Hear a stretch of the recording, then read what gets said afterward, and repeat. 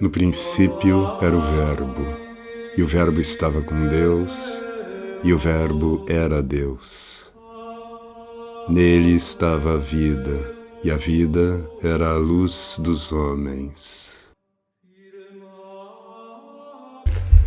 Boa noite, sejam muito bem-vindos a mais um episódio do podcast O Verbo Luz dos Homens. E hoje eu vou ler um outro capítulo deste livro que eu já mostrei aqui para vocês, Compreender e Viver a Liturgia, do Javier Akar.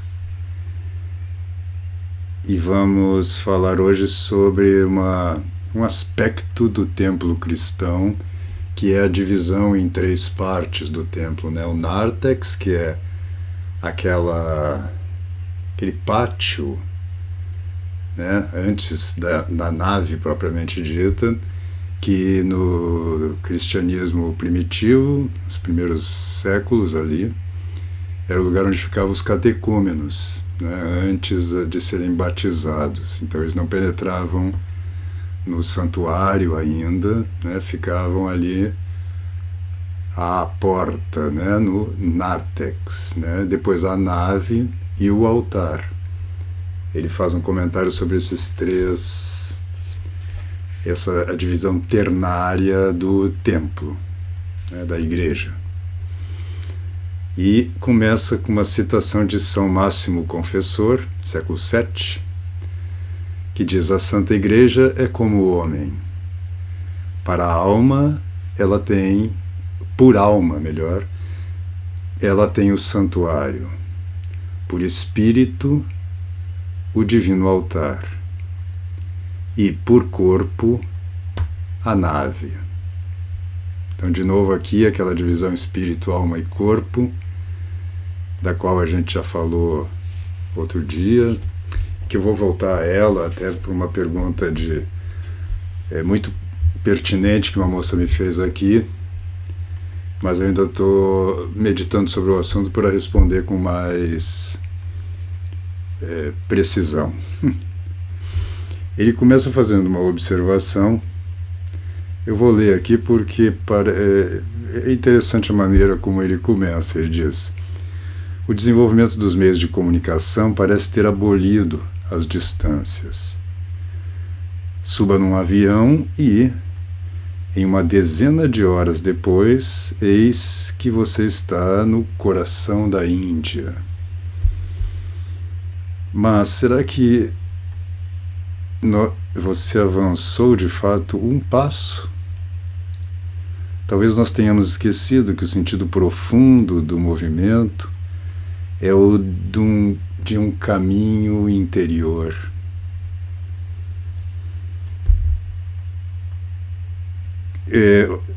Um passo não vale nada se ele não nos conduzir um pouco adiante no reino. É o que nós poderemos manter no espírito quando penetramos numa igreja. Seja ela orientada ou não, como vocês sabem, as igrejas tradicionais, desde sempre no cristianismo, são orientadas para o leste. Nós falamos outro dia sobre isso, né, de que os cristãos rezam de frente para o leste, em princípio, orientados, né, para o oriente, porque o sol nasce no leste, né? Segundo São Tomás, o paraíso também fica a leste, né, o Éden, e que o Cristo também virá do leste, né, no final dos tempos. Então, além do sol ser um símbolo do Cristo, o sol de justiça, né? E, portanto, quando nós rezamos de frente para o leste, não é, nós estamos adorando o próprio Cristo, na figura, né, no símbolo do sol, mas também estamos esperando a parousia, estamos esperando a vinda do Filho de Deus, o seu retorno, né? Onde ele fará novas todas as coisas, né? algo que ele começou a fazer na sua encarnação.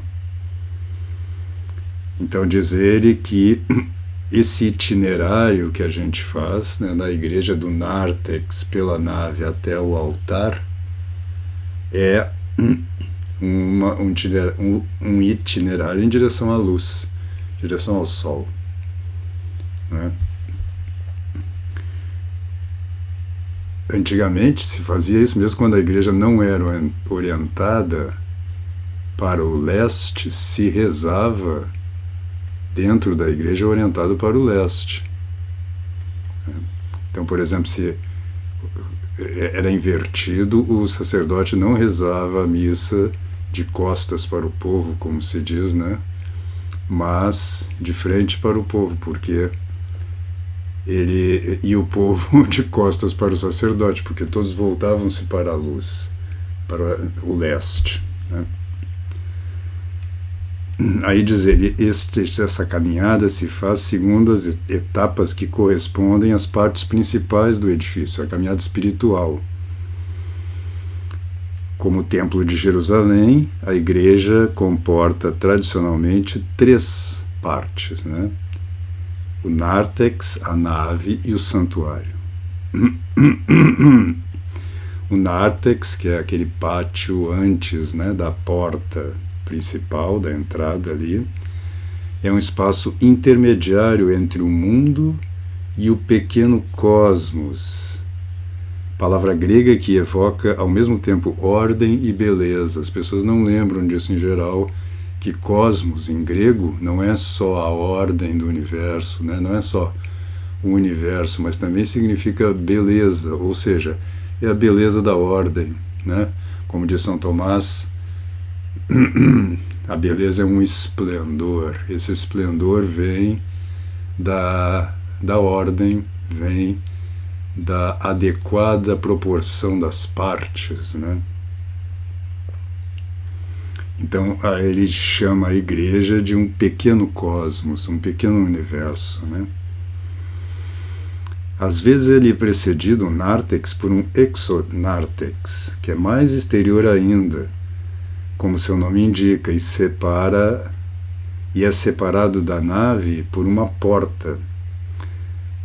Então ele está chamando de nártex, que também se chama, né? Eu até abri aqui o Wise para dar para vocês a definição do dicionário de nártex, né? Vestíbulo à entrada da basílica paleocristã, destinada aos catecúmenos, para que pudessem assistir aos rituais sem deles participar diretamente, pois não eram ainda batizados. Então, muitas vezes, às vezes existem o nártex, existe a porta da nave e esse como é que ele chama? O exonártex fica mesmo do lado de fora, né? Como é em muitas basílicas, muitas catedrais góticas, né? Tem um pátio interno, aí tem geralmente são 3 portas, né, para entrar na nave, e tem um pátio externo, que é o exonártex, né? Em outras igrejas, diz ele se resume a alguns metros no fundo da própria nave. A nave é o lugar onde a Assembleia Cristã se reúne para rezar. Atenta, é nela que ela recebe a palavra luminosa das Escrituras. É o lugar onde se desenrolam as 3 grandes procissões da missa: entrada, ofertório e comunhão, que simbolizam o povo em marcha, como foi Israel no deserto do Sinai. Então a procissão da entrada em direção ao altar, em direção à luz, em direção ao Cristo, em direção à montanha sagrada, que a gente falava outro dia da montanha e ontem do ambão, né, como um símbolo da montanha, mas o próprio altar também Muitas vezes ele está em cima de 3 degraus, né? Ele também é um símbolo da montanha, do Calvário, não é? Do sacrifício do Cristo.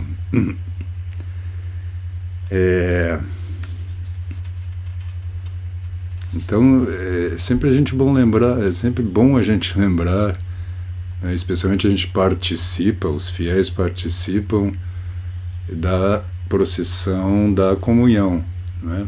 Hoje em dia, com a peste, nem todos os lugares estão tendo ainda a fila da comunhão, que nem é bom a gente pensar em fila, né? Na procissão da comunhão, nesse processo que nos leva das trevas exteriores pelo exonártex, pelo nártex, pela nave até o altar, de onde nos vêm todas as graças. O termo desse eixo horizontal, no final deste eixo horizontal, chegamos ao umbral de um espaço mais elevado, e às vezes separado do resto do edifício por uma cancela, né? Uma pequena barreira.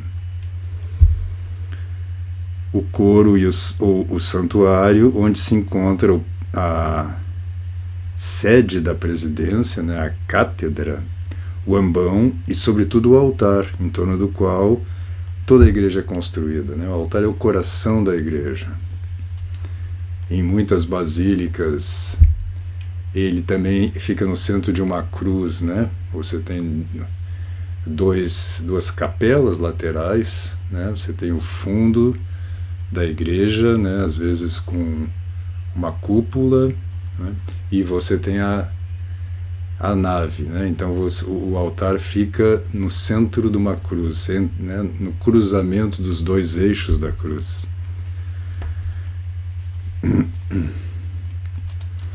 Este último é o coração pulsante do edifício, aonde as substâncias do pão e do vinho, embora conservando as mesmas aparências, são transubstanciadas no corpo e no sangue de Cristo. Ricardo de São Vítor, um místico medieval que era discípulo do Hugo de São Vítor, de quem de vez em quando a gente fala, e do Ricardo às vezes também, né, que escreveu vários livros, belíssimos livros sobre simbolismo cristão, quis ver nessas partes do edifício as 3 grandes etapas da vida espiritual. Não é que ele quis ver, ele viu, né? O nártex correspondendo aos esforços exteriores, né? Jejum, vigília, esmolas, as boas obras, ou seja, a via pura. Também a gente pode dizer a via purificativa, que nos libertam das nossas adições, né, no sentido de adicto, né, dos nossos vícios, dos nossos apegos, para voltarmos a nós mesmos. Depois, dispostos a escutar a palavra de Deus, nós o buscamos pela meditação da Escritura e pela oração, que é a nave do nosso edifício interior. Essa atenção ao essencial permite que Deus nos una intimamente a Ele no santuário do nosso coração. Então ele compara o nártex, né, a via purificativa e ao trabalho, né, quando você também, em muitas igrejas, você tem a água benta na entrada, né, que é uma purificação que você faz, né, antes de entrar na nave, ou seja, antes de entrar na via já iluminativa, né, você está indo em direção à luz, né, e o que é? Essa via já é mais íntima, né, já vem mais para o interior, é a meditação da Escritura e a oração. E a união com Deus se dá no coração, que simboliza o altar. Então, assim como o altar é o coração da igreja, o nosso coração é o altar da nossa estrutura ontológica, né? E aí ele termina com uma citação de São Máximo Confessor, da Mistagogia, que diz, e aqui nós terminamos já a nossa conversa de hoje: o homem é uma igreja mística. Como corpo, ele tem o seu corpo é como a nave, segundo a filosofia moral. Ele faz virtuosamente brilhar a sabedoria moral da alma pela realização, cumprindo os mandamentos. Então ele compara, como Ricardo de São Vítor, Ricardo de São Vítor não compara o nártex, né? Aqui ele compara a nave com a sabedoria moral, com a vida de ação, vamos dizer, a vida ativa, né? A sua alma é como santuário, né? Quer dizer, essa igreja mística que é o homem, né? Ele tem como corpo as ações morais, as boas ações, que vão como que conformando a alma à vontade de Deus, né? Como santuário, ele tem a contemplação natural e oferece por sua razão a Deus as razões da percepção sensível puramente desembaraçadas da matéria pelo espírito, quer dizer, a vida do pensamento mesmo, que está ligada à meditação, né? E pelo seu intelecto, como o altar, intelecto também, coração símbolo do intelecto, né? Da inteligência, ele convoca por um silêncio indizível e melodioso o silêncio celebrado pelos numerosos hinos nos lugares inacessíveis. Esse silêncio da grande voz imperceptível e desconhecida, que não se pode conhecer, da divindade.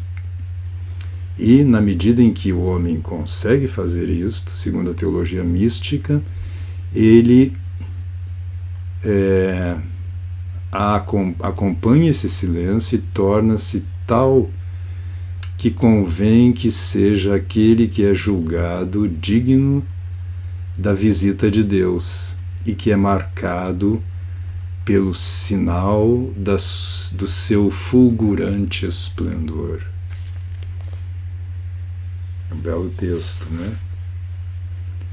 E aqui tem um esquema, né, justamente disto que ele falou, né, da igreja, né, o nártex, aqui, né, o nártex, a nave e o altar. Eu estou aqui de costas fazendo aqui, não consigo acertar direito o dedo. Então é isto, né, orientada, ou seja, para o Oriente, né, de maneira que os vitrais, né, na igreja gótica particularmente, rezava-se a missa ao nascer do sol e o sol do Cristo, né, o sol como símbolo do Cristo, lançava sua luz através dos vitrais, né, para banhar os fiéis na nave, né, e banhar o altar também. Então era isto por hoje. Fiquem com Deus, um bom final de semana e até segunda-feira, quando voltamos aqui aos nossos episódios do podcast. Não deixe de compartilhar, eu ia falar comunicar, de comunicar aos outros que estes episódios, esse podcast existe, ou de compartilhar com seus amigos, conhecidos que se interessam pelo cristianismo, pela arte cristã também, pelo simbolismo e etc. Então fiquem com Deus e até segunda-feira.